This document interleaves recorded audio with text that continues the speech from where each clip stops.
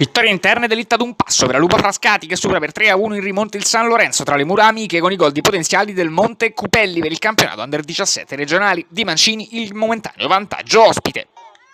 Prima opportunità da parte dei padroni di casa dalla destra, cross in area di rigore per Armini, para il portiere ospite.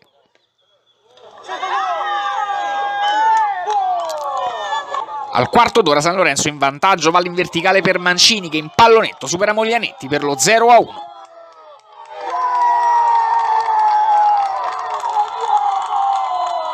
Lupo Frascati che risponde a stretto giro di posta quando al 19esimo di testa da angolo fa 1-1 Potenziani girando di testa.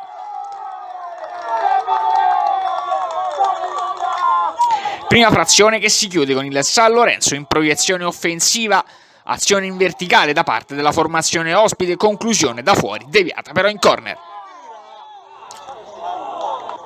Nella ripresa subito ospiti, fine al gol sugli sviluppi di un calcio d'angolo, Parra che termina al lato, non di molto.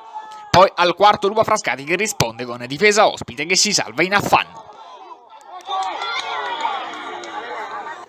Padroni di casa che provano dalla distanza invece all'11esimo.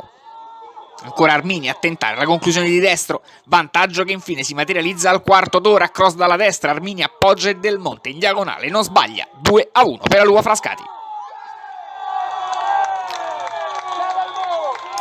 Il gol di fatto decide il match con Lupa ancora pericolosa anche poco dopo da angolo, batti e ribatti in area di rigore, poi Armini di destro manda fuori.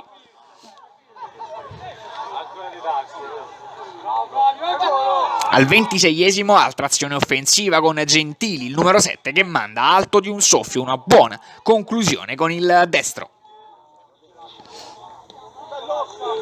Infine in pieno recupero arriva il 3-1, fa tutto Cupelli, il numero 15 supera il suo diretto avversario, si dirige verso il portiere, lo supera e deposita in rete a porta vuota. Lupa Frascati 3, San Lorenzo 1.